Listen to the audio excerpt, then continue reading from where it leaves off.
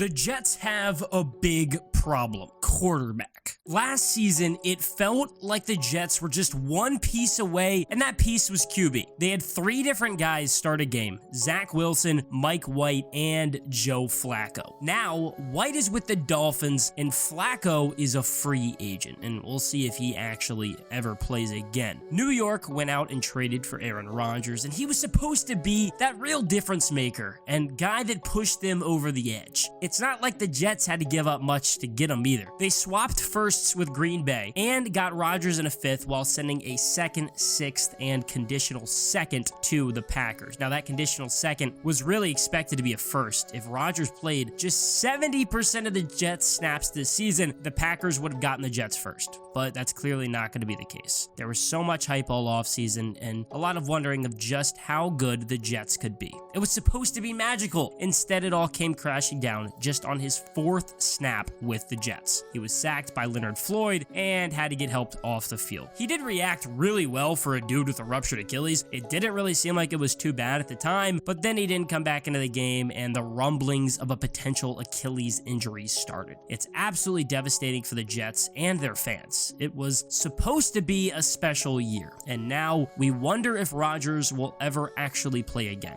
But it sure does sound like he will. He had a very different surgery than the usual, apparently. He had a speed bridge Achilles surgery, which he seems to think is going to get him back for the playoffs. The surgery is supposed to make the recovery a lot faster. It's apparently a new surgery, so we're going to just have to see how that all plays out. Now, we're talking about a dude that's going to be 40 in December. He's not exactly a young buck anymore. If he somehow does come back from an Achilles injury in like 4 months, that'd be historic. And it's nuts that there's any belief that could happen, but the Jets really do need him back ASAP. They're now in the exact spot they were a year ago with a good roster, dominant defense, and a quarterback that is not good. Zach Wilson's bad. It's that simple. He's hard to watch, but the Jets are still a really, really good team and may even be able to carry him to the postseason, and they did that in week 1 against the Bills team that's supposed to be good. The Bills-Jets Monday Night Football game was one of the most entertaining games I've watched in a while, and a lot happened. There was bad, but there was also some good. MetLife Stadium was packed out to see Aaron Rodgers' debut for the Jets. Not only that, but it was also on the anniversary of 9/11, right there in East Rutherford, like 10 miles from Manhattan. Rodgers ended up running out onto the field with the American flag, and it was electric.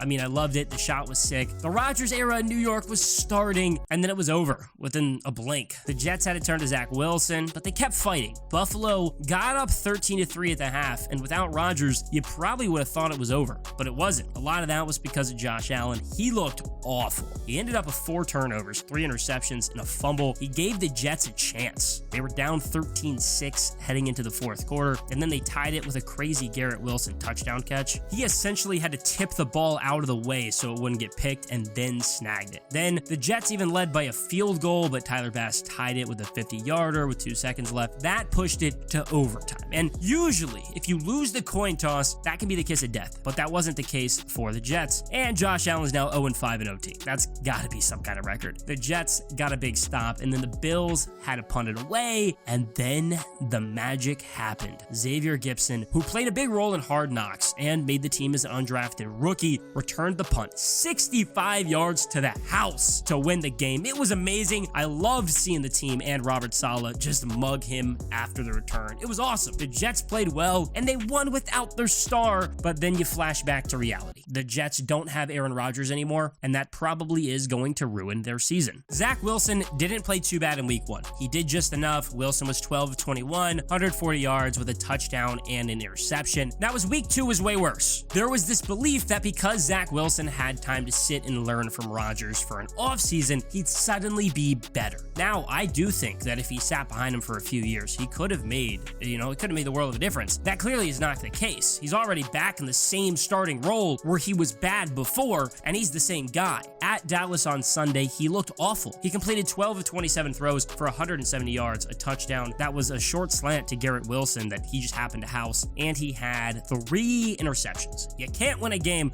when your quarterback throws 3 picks. You just can't. It sucks, but we know what Zach Wilson is at this point. He wasn't good last year, and he wasn't any good as a rookie either. I know the Jets used a 2nd overall pick on him. He showed a lot of potential at BYU, but I can assure you he doesn't even look like that same guy in the pros. It's as if he abandoned everything he did in college. Still, I don't completely disagree that he gives the Jets the best chance of winning. He's already been learning the offense and already has those relationships in the locker room. If New York went out and got someone else, they need to start from square one. But if Zach Wilson is so bad, they may legitimately have to. They aren't going to turn to backup Tim Boyle. He may actually be worse. We've seen enough to know that. You might remember Boyle from starting a few games with the Lions in 2021. That really leaves you wondering what the Jets' options are. There have been those ideas that the Jets would try to reach out to either Tom Brady or Andrew Luck. I'm telling you right now, not happening. Brady made it clear in his speech at Gillette, he's done. He's 46, man. It's over. Then when it comes to Luck, he just hasn't showed any interest in ever coming back. Add in the fact that the Colts own his rights, so the Jets would technically have to trade for him, and it's hard to see that ever happening. The more realistic option is the Jets trading for someone on a current roster or signing someone. Jacoby Brissett is a name that could make a lot of sense. Started for the Browns last season and was solid as the starter for the Colts. I don't think Washington wants to get rid of him though, just because Sam Howell is a young guy. The best option, I think, is Jameis Winston. Injuries have been an issue for the past couple years, but he does have a lot of talent and he'll absolutely sling it. Of course, if the issue with Wilson is turnovers, Jameis has a bad track record, but Winston's a clear talent upgrade, and the Saints don't necessarily need him. They have Derek Carr and Jake Haener on the roster, at least once he gets back from suspension, and Taysom Hill is still there just in case too. You also have some other guys like Mitch Trubisky or Davis Mills. They are behind younger guys developing who are supposed to be the future, so they're not really needed. Plus, Pittsburgh has Mason Rudolph too, and the Texans also have Case Keenum. Then the Jets could also sign a free agent. Joe Flacco has been brought up since he was in New York a year ago, but it's a new offense, so him already being there really doesn't matter too much. The 2 most reasonable options are probably Carson Wentz or Matt Ryan. Ryan has technically yet to retire and would probably come back if asked. And then there's Wentz, who's a free agent after a bad season